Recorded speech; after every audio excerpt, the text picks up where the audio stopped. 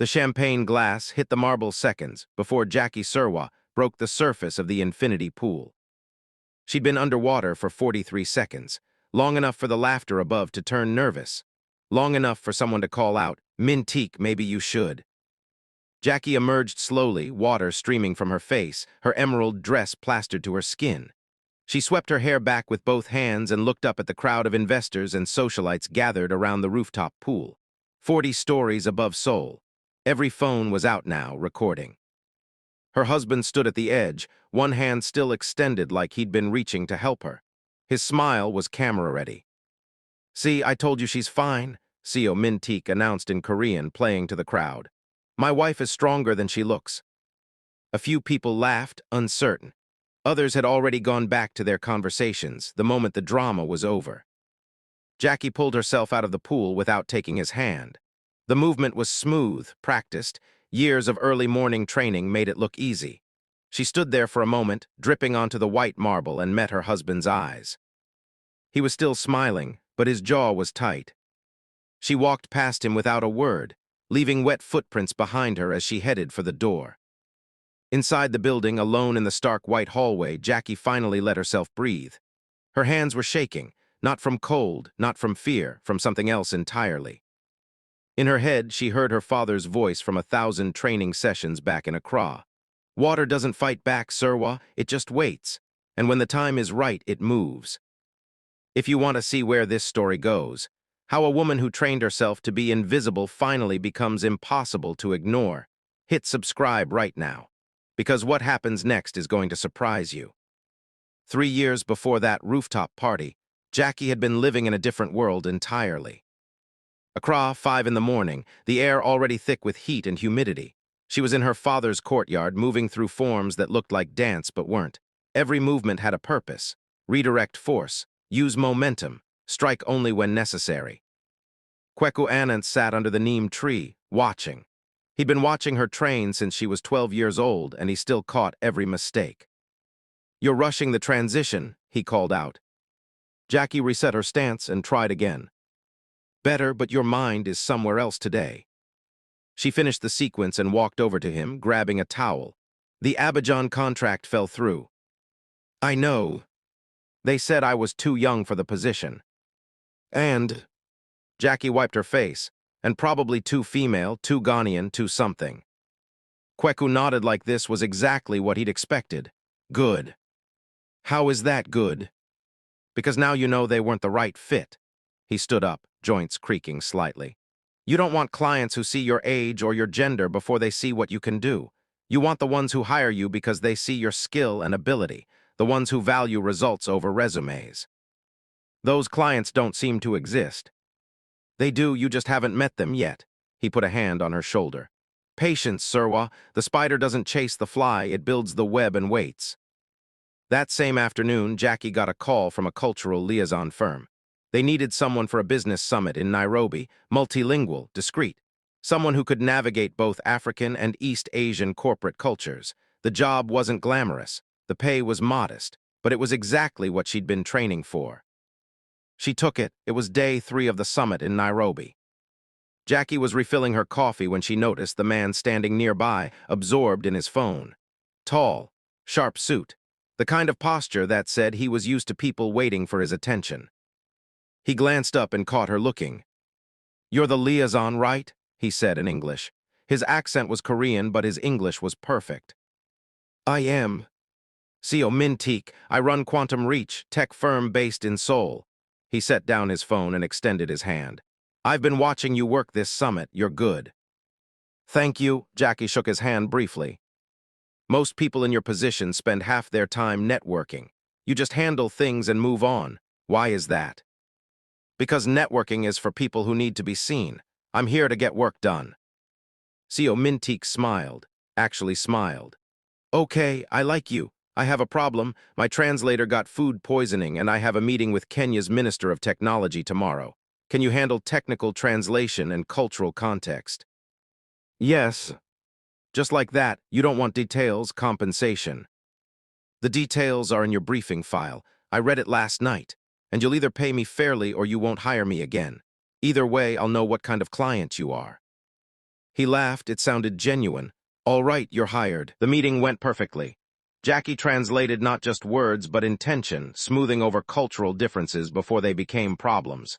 Afterward, CEO insisted on taking her to dinner. Professional, he said, just to say thank you. Over dinner, they had ramen and eggs with a lot of kimchi. He asked about her background, her training, her work.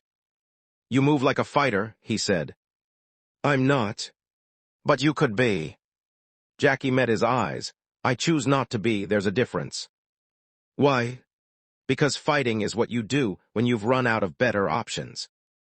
CEO leaned back, something like admiration flickering across his face. You're not like anyone I've ever met. Is that a compliment? It's an observation, he paused. Can I be honest with you? Please.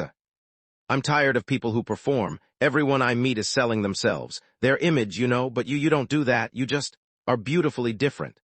Most people I come in contact with want something from me. Connections, funding, access. You're the first person I've talked to in months who doesn't seem to care about any of that. It's refreshing. Jackie picked up her water glass. I care about doing good work. Everything else is noise. See, that's exactly what I mean. He paused. Can I ask you something personal? You can ask. Would you consider staying in touch after this summit ends? I could use someone like you, someone who cuts through the noise. Jackie considered this. In what capacity? I don't know yet, but I'd like to find out. 3 months later, CEO Mintik flew to Accra to meet her father. Kweku Anand served him tea in the courtyard and asked questions that sounded casual but weren't. What is it you want from my daughter, Mr. CEO? CEO set down his cup. I want to marry her if she'll have me. That's fast. I know how it looks, but I've never met anyone like Jackie. She doesn't perform, she doesn't pretend, she's just herself. That's rare in my world.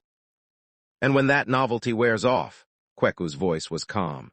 When she's in your country, far from home, and she stops being interestingly fascinating and starts being inconvenient. That won't happen. You sound very certain. I am. Kweku looked at his daughter, who'd been silent through the entire conversation. Serwa, what do you want? Jackie met her father's eyes. I want to try. Kweku was quiet for a long moment. Then he nodded. Then try, but remember what I've taught you. Watch, wait, and when the moment comes to move, don't hesitate. Jackie didn't fully understand what he meant. Not then. The wedding was small, Seoul in April. Cherry blossoms drifting through the air like snow. Seo's mother, Madam Han So-yeon, wore white to the ceremony. In Korea, white is the color of mourning. She pulled Jackie aside after the vows. You seem practical, Madam Han said in careful English. I try to be. Then let me be practical with you. My son is building an empire. He needs a wife who understands that his image is everything. You will be photographed, analyzed, scrutinized. People will judge him based on you. Can you handle that? I can. And can you be quiet when you need to be? Can you fade into the background? Jackie felt something cold settle in her chest, but she kept her expression neutral. I'm very good at being quiet. We'll see. Madam Han's smile was thin as paper. Welcome to the family. The first year was good. CEO was attentive. He introduced Jackie at events as my brilliant wife, asked her opinion on business decisions, seemed genuinely proud to have her beside him. She learned Korean faster than anyone expected. She attended galas and charity functions. She smiled for cameras. And she stopped training in public. CEO never forbade it. He was too smart for that. But one morning he mentioned how unusual it might seem if people knew his wife practiced martial arts. It might give the wrong impression, he said gently. Like you're aggressive or trying to be masculine, unfeminine, you understand, right? Jackie understood. She started waking up at 4 instead of 6, training in the dark, alone. By the second year, things had shifted. CEO's company hit rough waters. A competitor stole a major contract. Investors started asking harder questions. The pressure mounted. And slowly, the version of CEO that Jackie had married began to disappear. Carefully, his charm began to curdle. The first time he yelled at her was over a missed dinner reservation. He shouted for 3 straight minutes, his face red, his words cutting. Then he apologized, brought flowers, blamed the stress at work. The second time, he didn't apologize. The third time, he grabbed her wrist hard enough to leave marks. You don't understand what I'm dealing with, the pressure I'm in, he hissed, his face inches from hers. You just stand there, silent, judging me with those eyes. Say something. Jackie said nothing, and that made it worse. The night of the rooftop party, Seo had been drinking. He didn't take too much, just enough to make his movements a little loose, his smile a little too bright. In the car on the way there, he'd grabbed her hand. I need you to be perfect tonight, he said. These investors are deciding whether to pull their funding. They need to see stability, confidence. Can you do that? Yes. And try to look happy. You've been cold lately, people notice. I'll smile. Good, he squeezed her hand. It hurt. That's my girl.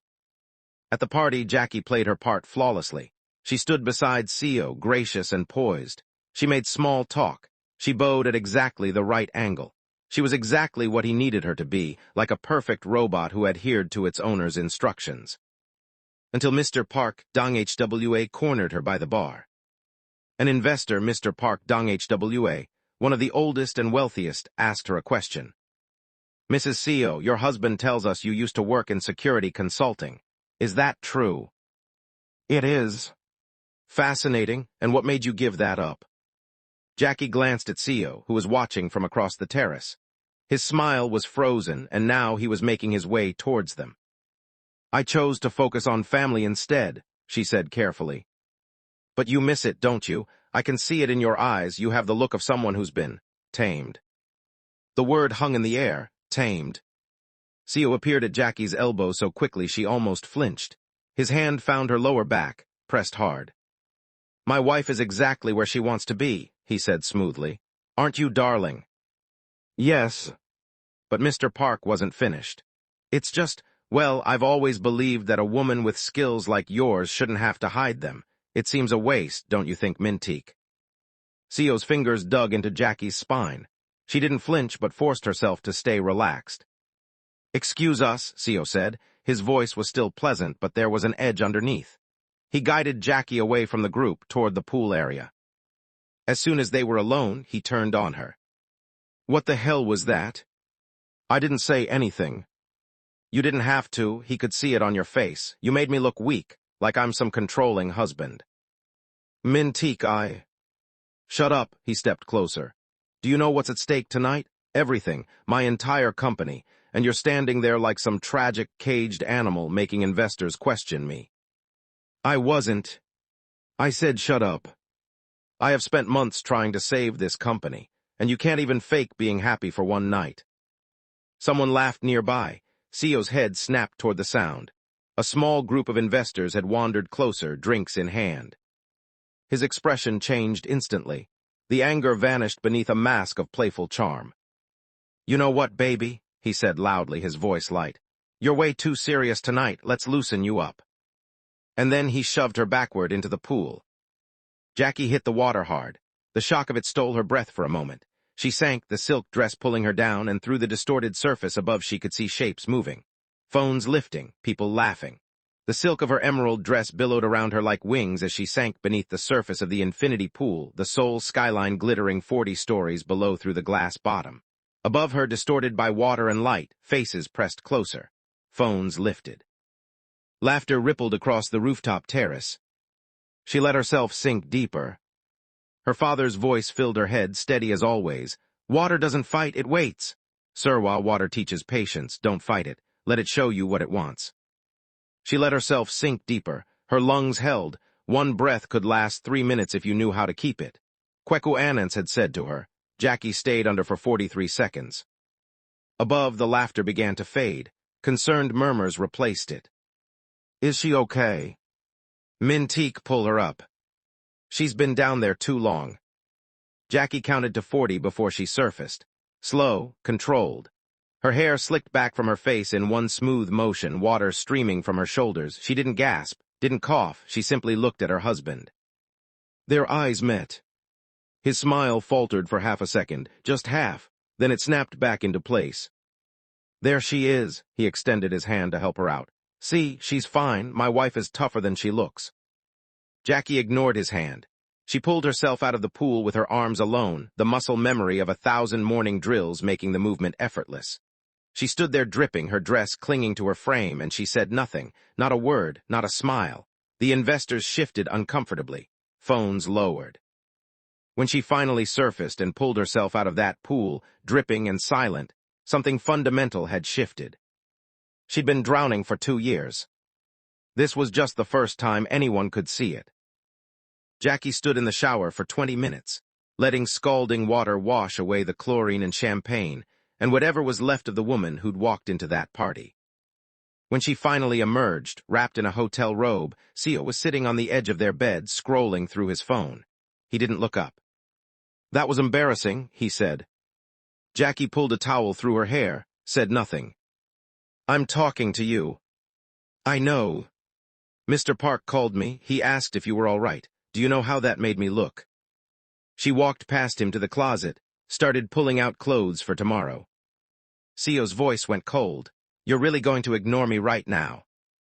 "I'm not ignoring you. I'm getting ready for bed." He was across the room in 3 steps.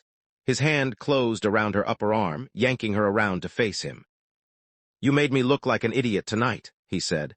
His breath smelled like whiskey. "Standing there dripping wet, refusing my help, walking away like I'd done something wrong. People were staring." Jackie looked down at his hand on her arm, then up at his face. "Let go." "Or what?" The question hung between them. Jackie felt her pulse slow, her breathing deepen, old instincts kicking in, measure the distance, calculate the angle. Her father's training wasn't just physical, it was mental. Stay calm, stay present, don't telegraph. She could have broken his grip in half a second, could have put him on the floor in 2. Instead, she said quietly, "Please let go of me."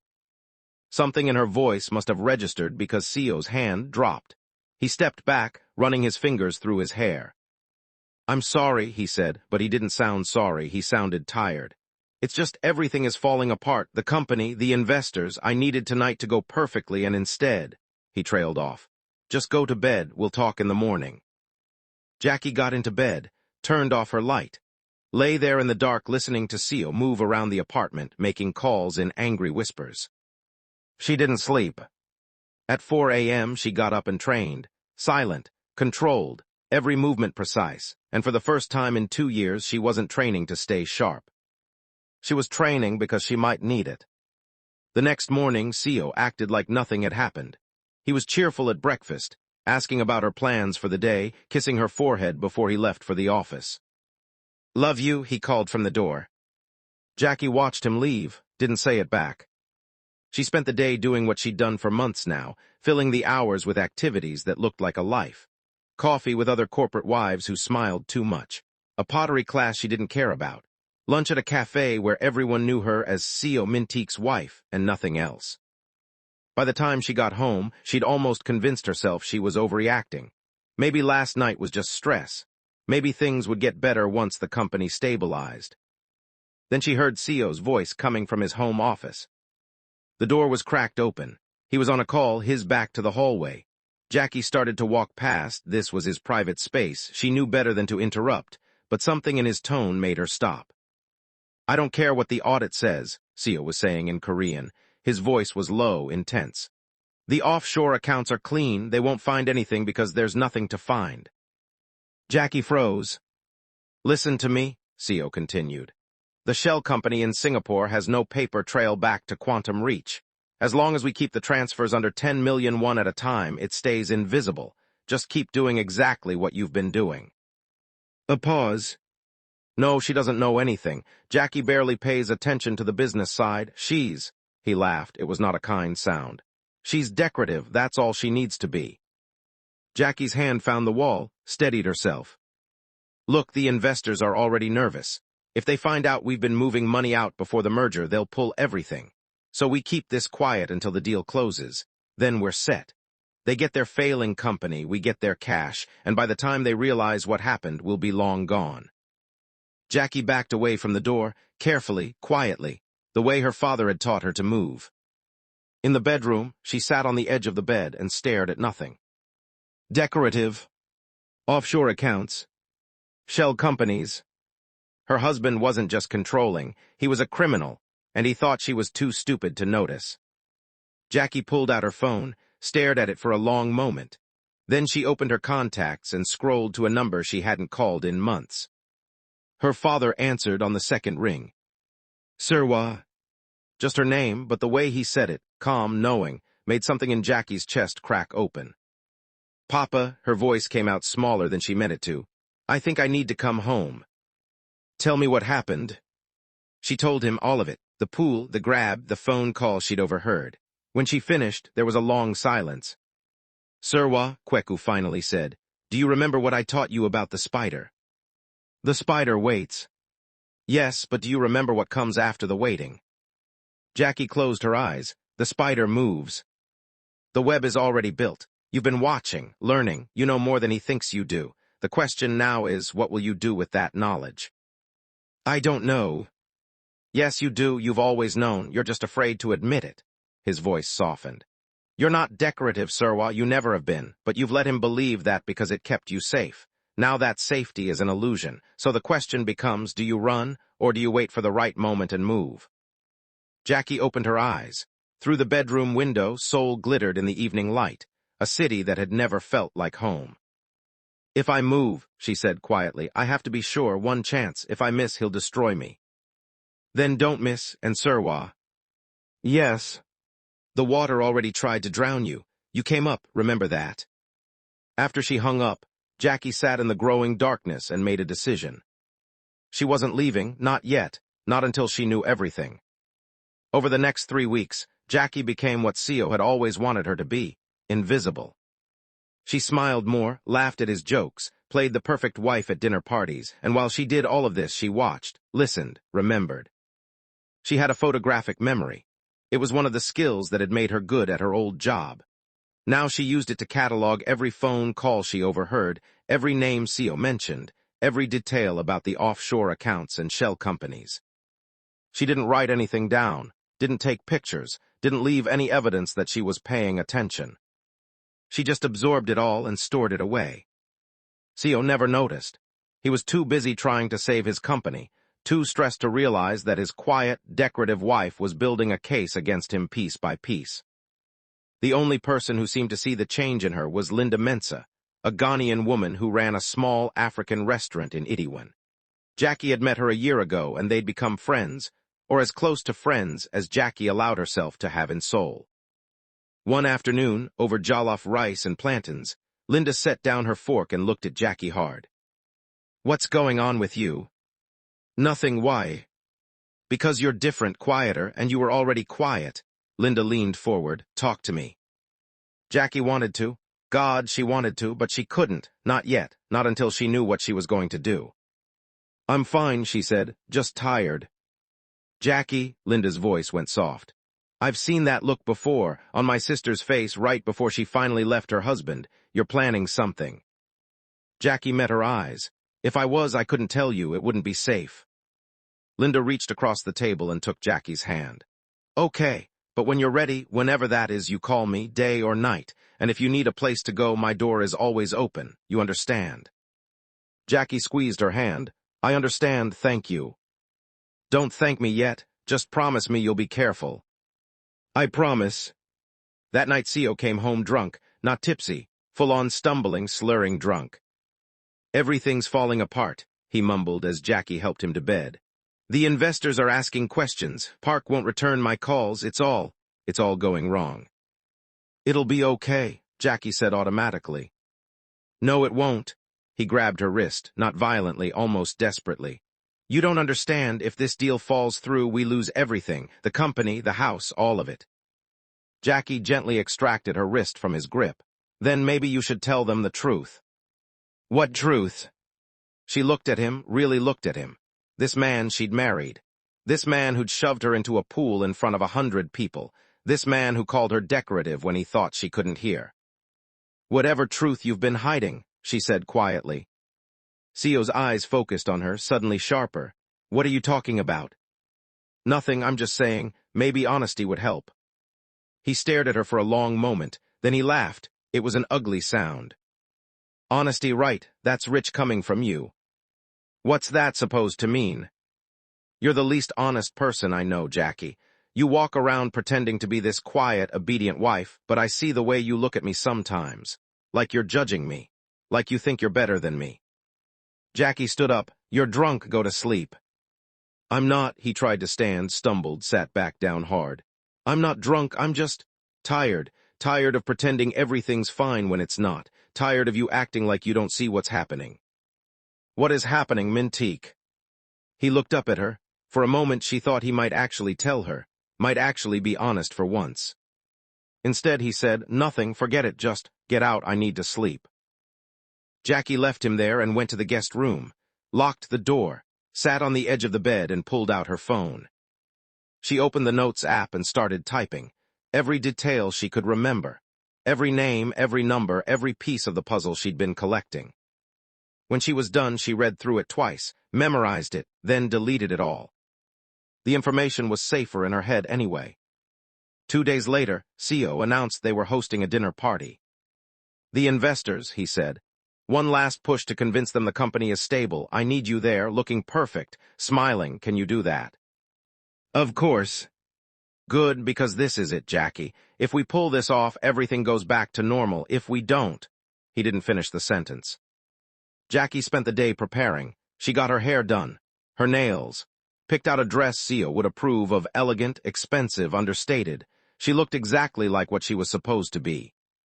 A trophy, a decoration, a pretty thing with no thoughts of her own.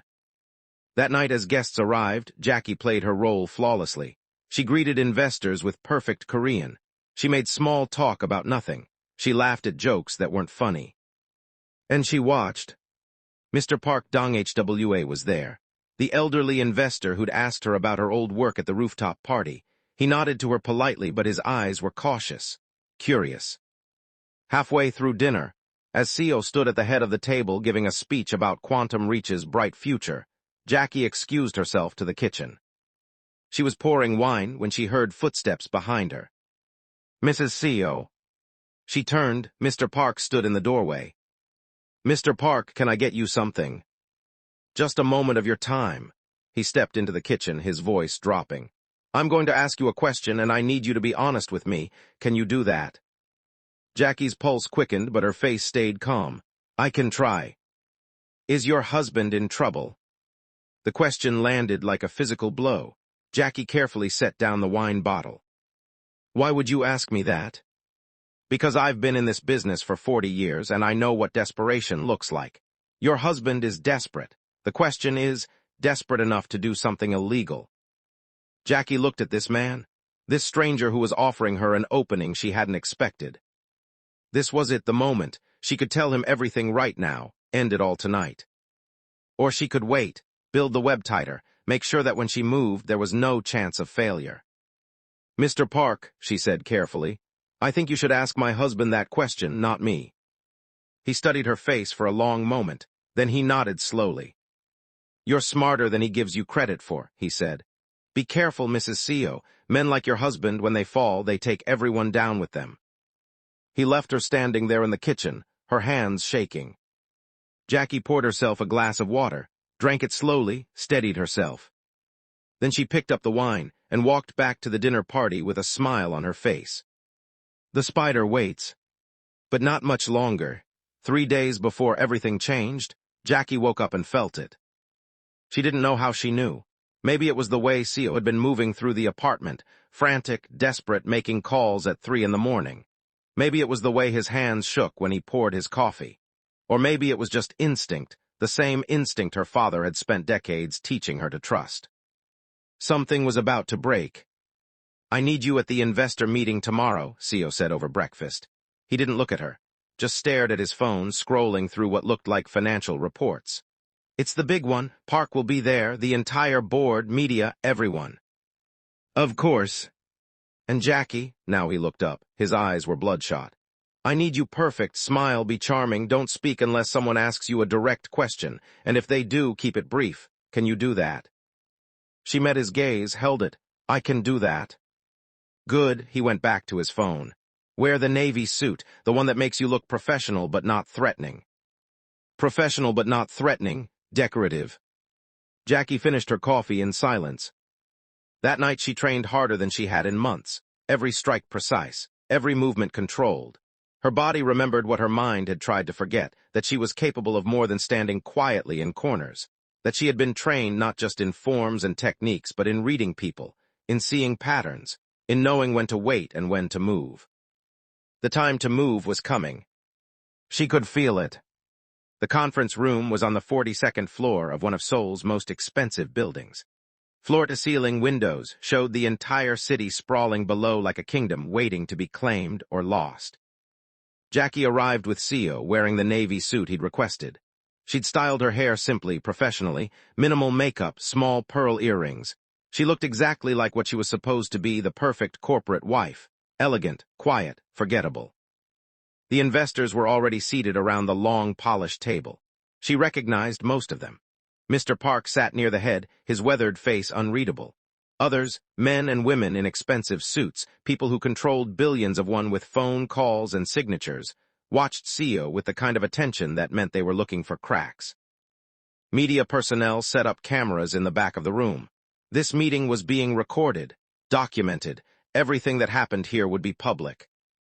Seo had prepared a presentation, graphs showing projected growth, charts demonstrating market expansion, numbers that looked impressive if you didn't know what Jackie knew, that half of them were built on money that had been moved through shell companies, hidden in offshore accounts, stripped from the company before investors ever saw it. She stood against the wall near the back, hands folded, expression neutral, invisible. For the first 20 minutes, everything went according to plan. Seo presented. Investors asked questions. He answered smoothly, confidently, his charm on full display. A few people nodded, some made notes. Mr. Park sat perfectly still, watching. Then one of the younger investors, a woman in her 30s with sharp eyes and sharper questions, asked about quarterly expenditures. "The numbers here," she said, pointing to her tablet, "don't match what was reported to the board last month. There's a discrepancy of about 40 million won. Can you explain that?" Seo's smile didn't falter. "That's a reporting error. My team is correcting it." "When?" "Soon." "How soon?" "By end of week." The woman glanced at Mr. Park. Something passed between them, a signal Jackie couldn't quite read. "And the Singapore transfers," Mr. Park said quietly, "the ones that aren't in any of these reports." The room went still. Seo's smile froze. "I'm not sure what you're referring to." "The shell company, the offshore accounts, the money that's been systematically moved out of quantum reach over the past 18 months. Mr. Park's voice was calm, factual. "We've been investigating. We know Mintique. The question is, what are you going to do about it?" Jackie watched her husband's face drain of color, watched him open his mouth, close it, search for words that wouldn't come. And then he did something she should have anticipated, but somehow didn't. He turned and pointed at her. "She handles the finances," he said. His voice was too loud, desperate. "My wife, she's the one who manages the accounts. I trusted her with it, and she must have made errors, unauthorized transfers, I didn't know." Every head in the room turned to look at Jackie. She stood perfectly still. Let them look. Let the cameras capture her face. Let Seo dig his grave deeper. Mr. Park's eyes narrowed. "Mrs. Seo handles your corporate accounts." "Yes, she has access to everything. She must have." "That's interesting," the young female investor said, "because according to our forensic audit, none of the transfers were authorized by her. They all have your digital signature, Mr. Seo, your fingerprints, your access codes." Seo's face went from pale to red. "That's not she could have faked." "Stop." The word came from Jackie, quiet, calm, but it cut through the room like a blade. Everyone turned to her again. She stepped away from the wall, moved to the center of the room with the same controlled grace she used in training. Every eye followed her. "You're lying," she said to Seo. Her voice was steady, clear, "and you're not even good at it." His mouth opened. "Jackie, what are you?" The Singapore Shell Company was established in March of last year. The first transfer was 43 million won, moved in increments small enough to avoid immediate detection. You used a VPN routed through 3 countries. The account name is registered to a holding company that doesn't exist on paper, but has your personal information attached to every digital footprint. She said it all from memory. No notes, no hesitation. The investors leaned forward. The offshore account in the Cayman Islands received transfers totaling 187 million won over 6 months. The transfers always happened on Thursdays between 2 and 4 a.m. Seoul time, when you thought everyone was asleep. You made the calls from your home office. I heard you. Seo's face went white again. You're making this up, you don't know. Your projected growth numbers in this presentation are inflated by 32%. The market expansion you're showing never happened. You invented clients, fabricated contracts, created an illusion of success while bleeding the company dry so you could disappear with the money before the merger went through and people discovered the truth. She turned to Mr. Park, met his eyes. You already know all of this. Your forensic audit confirmed it. You've been watching him for weeks. You brought me to that kitchen at the dinner party to see if I was complicit or ignorant. I'm neither. The old investor nodded slowly. Something like respect crossed his face. Jackie turned back to Seo. I've been watching you too, listening, remembering. I know every transfer, every account, every lie you told to cover it, and I've been waiting for the right moment to say it out loud. Seo stood frozen, his mouth working but no sound coming out. You called me decorative, Jackie said quietly. You told your associate I was too stupid to notice what you were doing. You shoved me into a pool in front of 100 people because you thought I would stay silent, stay invisible, keep being the perfect, quiet wife who didn't ask questions. She stepped closer to him, close enough that only he could hear her next words. You were wronged. Something in Seo snapped. He moved fast, faster than she expected from someone so clearly unraveling. His hand came up, open-palmed, aimed at her face. The slap connected. The sound cracked through the conference room like a gunshot. Jackie's head turned with the impact. Pain bloomed across her cheek. For one frozen second, nobody moved. Then Seo raised his hand again. And this time, Jackie moved. Her arm came up in a perfect defensive block, exactly the way her father had taught her 1,000 times. Her forearm intercepted his wrist mid-strike, redirecting the force away from her body. The movement was so controlled, so precise, that Seo stumbled forward from his own momentum. Jackie didn't strike back, didn't retaliate, just stood there with her arm still raised, looking at him with eyes that showed no fear, no anger, just cold, clear assessment. The room was completely silent. Seo stared at her like he was seeing a stranger. What? How did you? My father taught me, Jackie said quietly. He taught me how to wait, how to watch, how to be patient. She lowered her arms slowly. And he taught me when to move. She turned to address the room. I have no stake in Quantum Reach. I have no financial interest in any of these accounts. I have nothing to gain from his crimes. But I do have a very good memory, and I'm willing to testify about everything I've seen and heard over the past 2 years if it helps your investigation. Mr. Park stood, gestured to the media personnel. Make sure you got all of that. They nodded, cameras still recording. The old investor walked over to Seo, who stood swaying like a man who'd just been hit by a truck. Your company is finished, Mintique. Your reputation is finished. And when the prosecutors see this footage along with the forensic evidence, your freedom will be finished too. You should call your lawyer. Seo's legs seemed to give out. He sank into the nearest chair, head in his hands. Jackie didn't wait to see what happened next. She walked out of the conference room with her head high, her shoulders back, and her hands steady. In the elevator going down, she caught her reflection in the polished steel doors. Her cheek was red from the slap. Her suit was still perfectly pressed. Her hair was still neat. But something fundamental had changed in her eyes. She wasn't invisible anymore, and she never would be again. The news broke within hours. Seo Mintique arrested for embezzlement, fraud, corporate theft. The footage from the investor meeting went viral, not because of the financial crimes, but because of the moment a man slapped his wife in a room full of cameras, and she blocked the second strike with the precision of someone who'd been trained for it her entire life. People called her brave, called her strong, called her a hero. Jackie didn't feel like any of those things. She just felt tired and free. She went back to the apartment one time, walked through rooms that had felt like a cage for 2 years and packed a single bag. Clothes, a few books, the photo of her father under the neem tree, nothing else belonged to her. Linda was waiting outside with her car. You okay? Her friend asked. I will be. You can stay with me as long as you need. Jackie looked back at the building one last time. 42 floors of glass and steel and broken dreams. Thank you, but I think I need to find my own place, something small, something mine.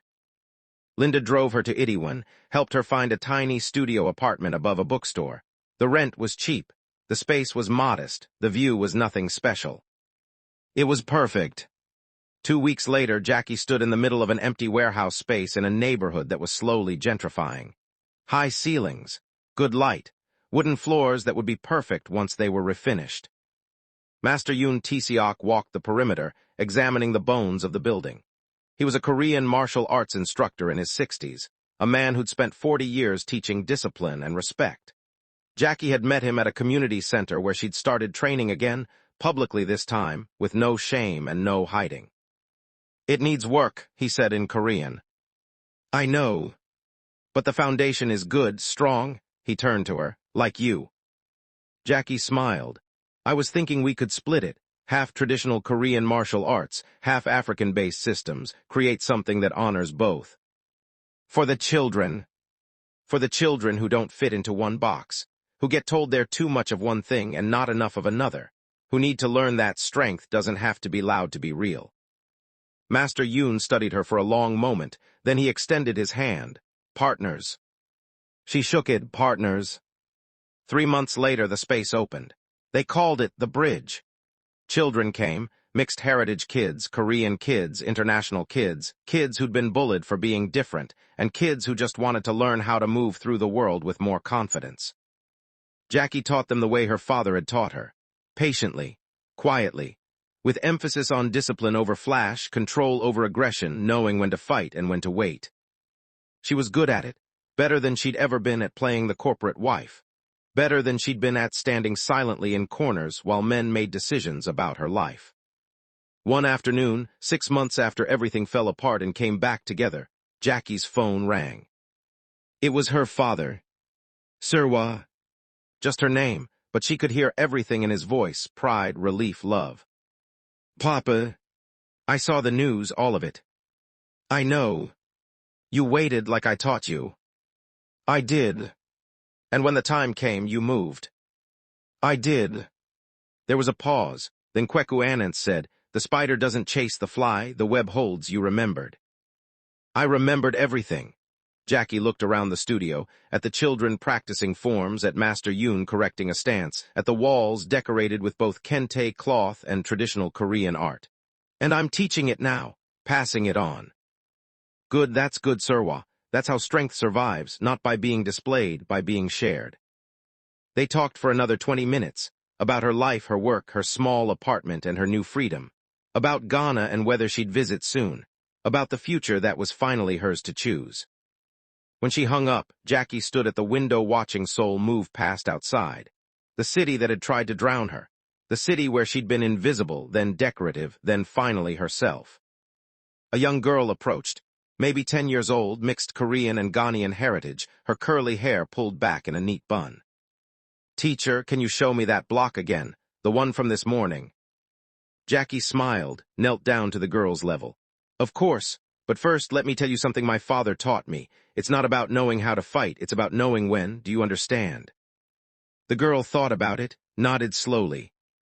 "Good, now let's practice."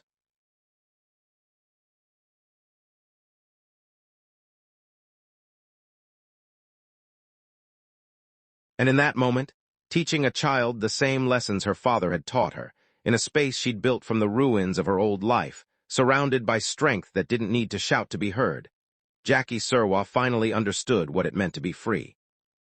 Her father had taught her not how to fight, but when, and she had moved at exactly the right moment. If this story moved you, if you felt every moment of Jackie's journey from silence to strength, hit that subscribe button right now. Drop a comment telling us what part hit you hardest. And smash that like button because stories like this, stories about women who refuse to stay down, need to be heard. This is just the beginning. There are more stories coming. Don't miss them.